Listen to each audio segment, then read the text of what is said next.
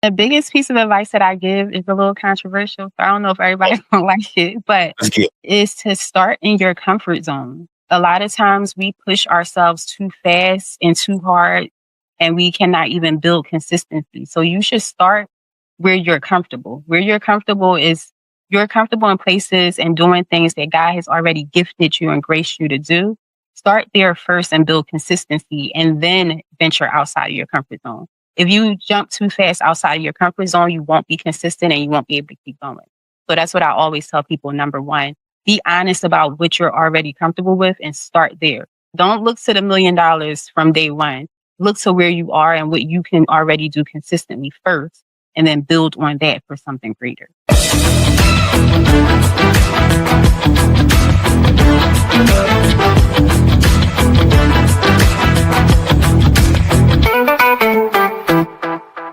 good morning, and great morning, guys. Welcome to another fabulous, yes, fabulous episode of Exit Strategies Radio Show. Hey, I'm your host, Colvin J. Millette, broker and owner of Exit Realty Low Country Group in beautiful North Charleston, South Carolina.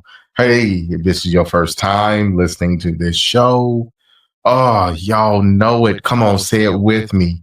You are in for a treat, my people. You are in for a treat because our mission here is very simple. That is to empower our community through financial literacy and real estate education, guys. That's what we do. We are legacy building. You know, I tell you to put that hashtag on that thing when you're doing it because you want people to know, but also you want to be reminded of why you're doing this thing that you're doing, which is you're working to create wealth. You're trying to build it. You're trying to do whatever you can to make sure that you leave something for the generations yet to come. And you know, our word talks about that, but generations yet to come, people. So let's get that right.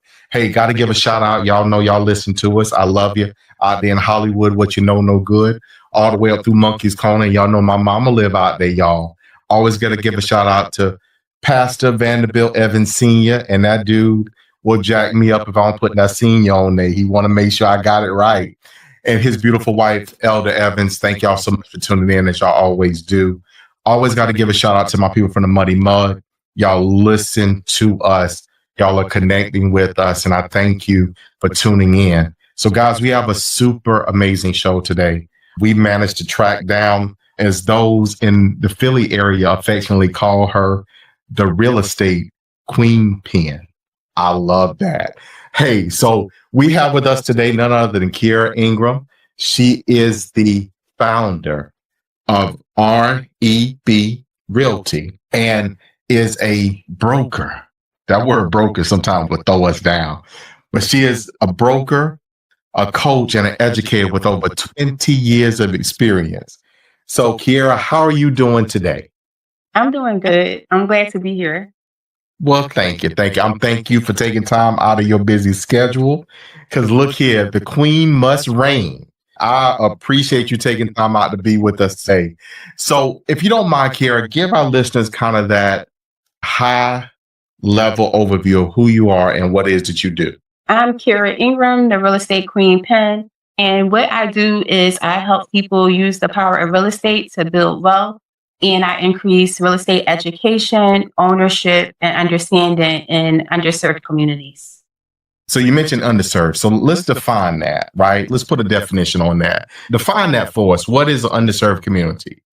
Black, brown, and communities of color primarily, because many times, either by systematic forces and even ourselves, we often count ourselves out of the wealth that can be built in real estate. So those tend to be the communities that we service. So if you don't mind me asking, what kind of drives this? I mean, you know, obviously there are statistics say homeownership rates vary by, and you can kind of segment this out by nearly everything nowadays. You can obviously by ethnicity, you can segment it by male, female. I mean, just about everything you can kind of pinpoint and look and analyze that. But what was your driver for diving in deep, if you will, into this end of the pool?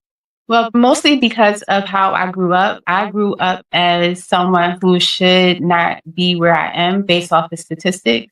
I was a child of teenage mother, teenage father. My father was in jail most of my life. My mother was on drugs. My grandmother raised me.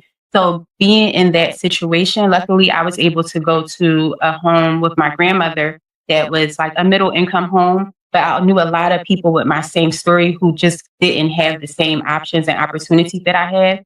And I know a lot of those people in those communities count themselves out of real estate, wealth, those type of things. So I've had this conversation over and over again. I feel like since I was a child about not falling into the trap of what your statistics say you should become and really diving in deep to find out what does God say. Let's take a short break. Need funding for your next real estate flip or build? Mellifund Capital makes it fast, flexible, and investor friendly. Visit mellifundcapital.com and fund your future today. That is huge. That's huge. I can appreciate what you said about you're not supposed to be here. I can definitely appreciate that. That's interesting, for sure. Because at the end of the day, ways are made, avenues are created, and doors appear and are open. So kudos to you and congratulations. But we know it's a blessing, so we ain't gonna go too far because look here, we'll all be up here jumping and shouting here in a minute. So we ain't gonna do that today. I'm gonna save you from that right there. If I best I can now, look here, we might come back round on it. But if you don't mind me asking, what does that look like in your community? So you are seeking to, again, advance homeownership, those, if you will, marginalized communities. So what does that action look like for you? I mean, obviously you're a real estate broker. So obviously I want to make sure we get that piece of it in, but you also coach and educate people. So also I want to make sure we loop that component in as well. So tell us, if you don't mind, let's start with that from the broker standpoint. What does that look like for you in your community? So on the broker side, it basically looks like me showing Black and brown agents how they can succeed in real estate. Many times, Black, brown, white, whatever color agents, people on Instagram, and it looks like they're making a lot of money. And then you find out they're not really making a lot of money. They're just doing a lot of talking. And my goal has been in real estate to really show people how to build a consistent income using real estate on the real estate sales side. Because sometimes people are thinking like, well, if I can't make $1 million doing real estate, it's just not for me. Or they feel like they have to fake it until they make it and they end up paying for their license for 10 years and not selling anything. So my goal is really to show people how you can use basic skills and systems to build a consistent real estate business that can feed your needs. Because to me, if you have a business and you're not making money, you really don't have a business. So I try to teach people that principle so that they can actually see income in their business. That's on the real estate sales side. Okay. All right. So I'm going to come back around on that because you hit on some stuff. But we're going to talk about, I know. So let's move it over a little bit, but we're going to circle this one a little bit too. But what about, okay, that's what you do with agents. So the coaching and the education piece, let's talk about those and break them up however you like. So I wrote a book a few years ago called How to Become a Real Estate Boss. But I include in this book about the steps that people can take so that they can just become more aware on the real estate sales side of what they need to do. And part of the things that I tell my real estate agents that I have at my brokerage, but also the ones that I coach, is that if your end goal doesn't have something to do with impacting your community, it's really not going to be worth it. So that comes in on our community side where we help to provide financial literacy to our community, because that's really where it starts. We can do first-time homebuyer classes all day, but if you have no idea and no understanding of your credit or how to save from where you are, it's really not going to impact the lives of the people that we're trying to serve. So that together helps me be able to fulfill my mission of spreading the real estate education as well as home ownership, wealth, and legacy using real estate. Let's bring this back around. You touched on something. Oh, yes, sir. So as a broker, you're a broker owner. Yes, no? Yes. I'm an independent broker owner. Okay. Independent company. If you don't mind, let's get this out again. What's the name of your company? The name of my company is REB Realty, which stands for Real Estate Bosses Realty. Look here. Hold on. You ain't seen me away. I just dropped the pen. I'm like, boom, just drop it right there. That's what I'm talking about. So a lot of times social media has real estate in a framework that really does not accurately display the correct image or picture of what the industry really is. All right. Right. You see it glamorized on TV. You see all the shows and all that stuff. And a lot of people think, oh, people just go out and look at 3 houses. I don't know about you, but when the last time you showed 3 houses? And that was it, right? So, and people come into the industry with that belief. And then they also believe that it's an easy payday, that you really don't work for people. If you're going to find success in this business, I'm pretty sure that you've experienced this. You have to have a commitment that goes beyond the commission. Right. Yes, no? Yeah. And a lot of times that's where it is. If I can't get this, then I'm out. So as you work with agents, Black, brown agents, to shape them and encourage them, what have you been telling them? What are you saying to them to get them to understand how they can best be of service, how they can be instrumental and impactful in increasing marginalized home ownership? Well, I do think it is strategy. And that's one of the things that I think makes my brokerage in our market different than a lot of brokerages, is that I'm focused on, number one, helping an agent recognize and be honest about where they currently are. Because depending on where you are, a strategy is specific for that particular track. So we have something that's called the boss track. And then within the boss track, we have separate paths for each agent depending on where they are and what their goals are. So if you're a part-time agent, your strategy is going to be totally different than somebody who is a full-time agent and this is their bread and butter. If you are an agent that also is an entrepreneur, then your strategy is going to be different than an agent that's just newly trying to get licensed. So I think that really understanding where the agent is and being able to speak to the things that type of agent needs to do in order to succeed is what will make or break that agent's business. If you just come in the door and think that, oh, I just read your book and I'm just going to do the same thing that everybody does, that I see on YouTube, that I hear on podcasts, that's not going to necessarily be effective. And you're probably going to be burned out and frustrated. So that is very fair, very fair. And that's what happens from experience. You've seen it, which is why you speak upon it and coach it. Others witness it and just, man, look, it's kind of like it's the cycle over and over again. And you might have a group come through and a handful or less than, depending upon the size of the group, will stick because the other ones thought it was whatever it is. Now, how, so the reciprocity on this is the consumer. So you may mention something about how your brokerage operates and in turn, how you coach and educate your agents so they can be more effective in working with consumers in your market and more impactful. I always like that word impact. On the other side, for the consumer side, what does this look like and what is the consumer's experience that you guys are able to deliver? Well, number one, you're going to get educated because that's where everything kind of starts and stops. If your consumer doesn't know what to expect or what the process looks like, they are going to be mad at you the entire time. So we spend a lot of time educating our consumers, making sure that we are really doing what now seems to be old fashioned, but having a meeting with the person first. Like that's not a thing all the time now. But that's important to build the authority of that agent and to make the consumer understand that this is a serious thing and we are serious business people. Like we're not just, you're calling us from Zillow, we just want to meet you at a property and then that's just going to be it. We want to make sure that you're understanding how committed we are to you, but also that you are committing to what we're telling you the process is going to be. And then making sure that the consumer is understanding that we are basically like your social worker through the process. We're going to hold your hand. We're going to tell you it's going to be okay. We're going to direct you to the right other vendors. We're going to be your liaison to explain what looks right, what doesn't look right. This is what the agent is here for. And that's why we hear a lot of talk about in the industry, like every 2 years, it's no one's going to need real estate agents anymore. Well, no one's going to need bad real estate agents anymore, but everyone will always need a good real estate agent to actually make them aware of what's going on and walk them through the process and answer the questions. I don't know about where you are, but our forms look crazy. So if you were just a layperson and you've never experienced real estate before, and you're looking at some of these forms and people are asking you questions, it can be very overwhelming. So a good real estate agent is there to guide that client through.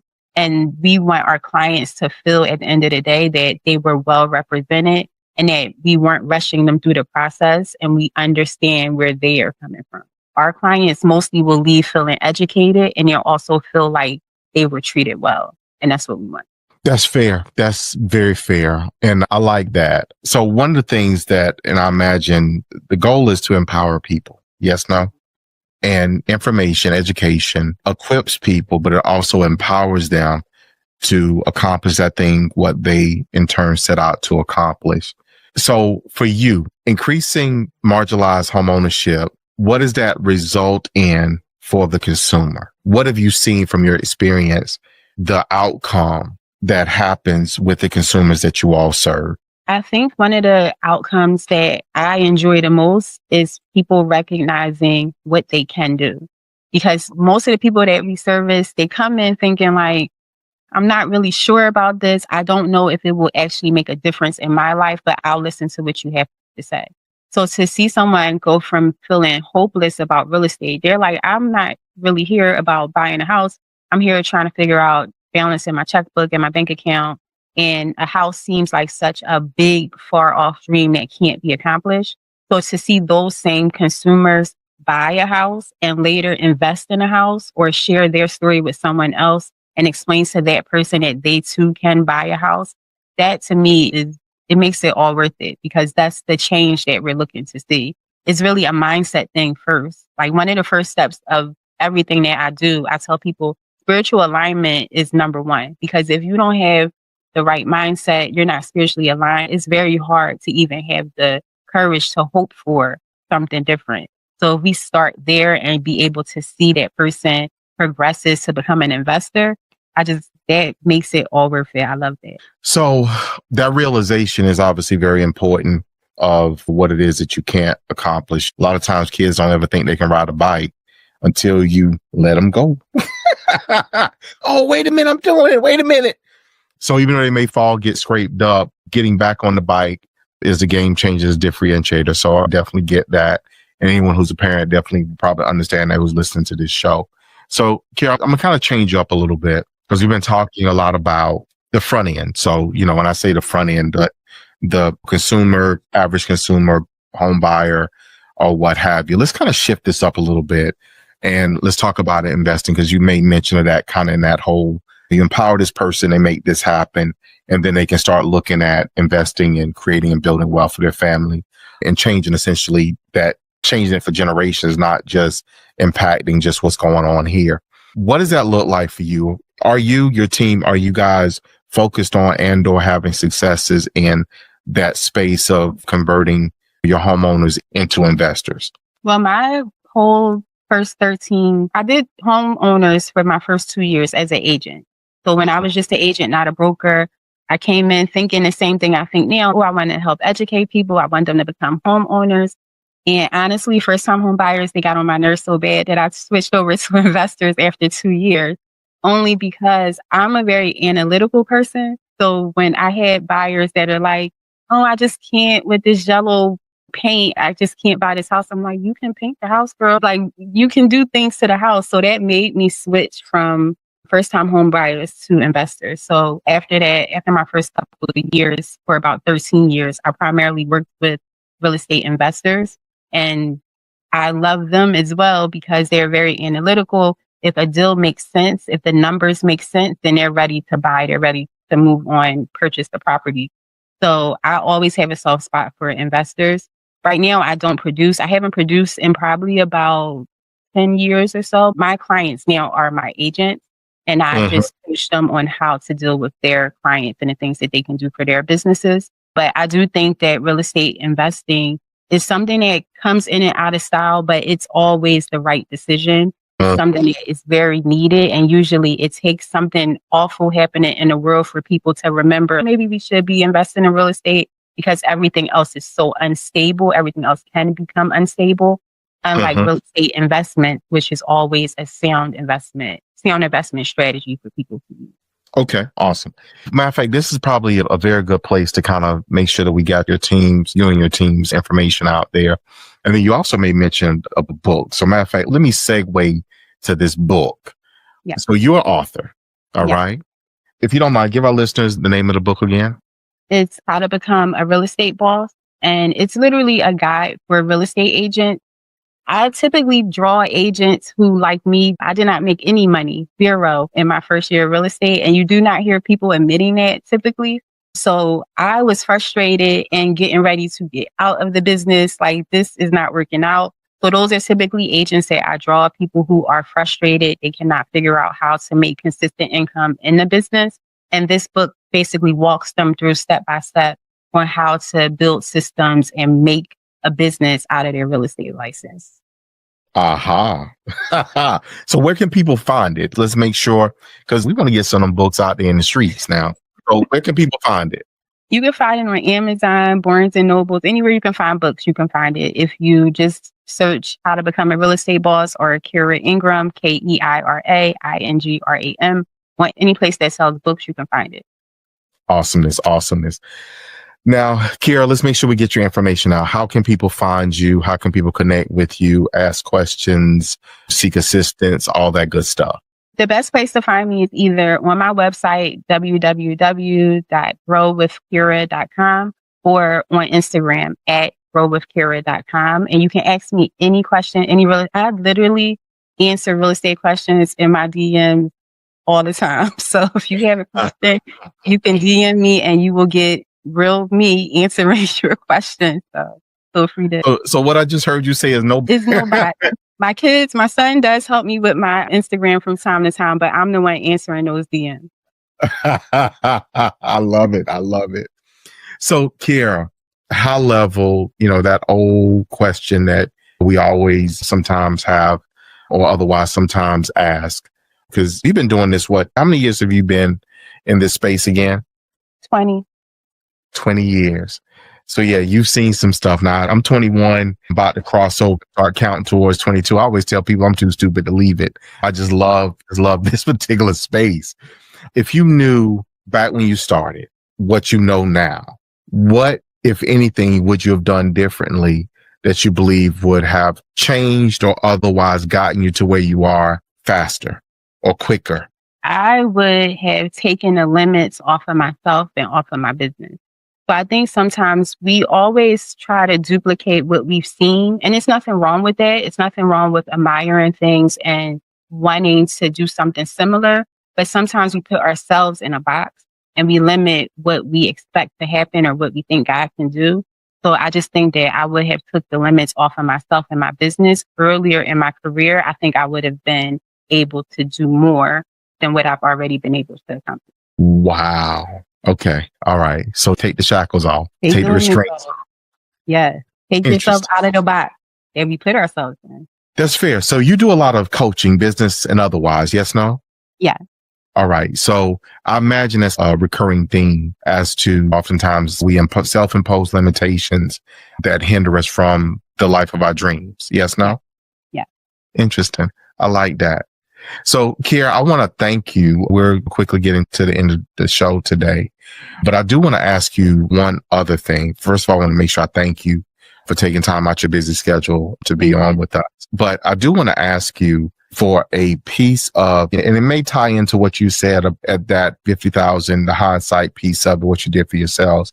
But what is the number one piece of advice that you give to people, whether it be agent, consumer, or otherwise, that you give out to people? What is that number one piece of advice, if you can think of, that you use or give in order to encourage someone or strengthen them for the road yet to come? The biggest piece of advice that I give is a little controversial. So I don't know if everybody's going to like it, but it's to start in your comfort zone. A lot of times we push ourselves too fast and too hard, and we cannot even build consistency. So you should start where you're comfortable. Where you're comfortable is you're comfortable in places and doing things that God has already gifted you and graced you to do. Start there first and build consistency, and then venture outside of your comfort zone. If you jump too fast outside of your comfort zone, you won't be consistent and you won't be able to keep going. So that's what I always tell people. Number one, be honest about what you're already comfortable with and start there. Don't look to the $1 million from day one. Look to where you are and what you can already do consistently first, and then build on that for something greater. Wow. That was a mic drop piece, right? Yeah, that was right there. So Keira, thank you. Thank you for that. Thank you for being on the show with us today. Again, bottom of my heart, I really appreciate it. Appreciate you being part of Exit Strategies Radio Show family. For our listeners, hey, y'all got some good information. Y'all got some good encouragement. So I need y'all to not just take it and quote unquote hang it on the shelf. I want you to quote unquote put that on your hat. or in your hat, and I don't want you to use your hat for head from on the hat rack. So we want to do something with it, want to apply all that stuff. And I'm giving you all this old people stuff here, just so you know, that's what they say. You use your head from on the hat rack. But we want to make sure, guys, that you're taking this information and applying it. So again, Keira, one last time, again, thank you. Thank you so much for being here to us. Thanks for having me. You're welcome. So for our listeners, hey, y'all know how I feel. Y'all know what I say. Y'all know I always put the two of those things together and I give it to you this way, which is to tell you that I love you. I love you. And we're going to see you guys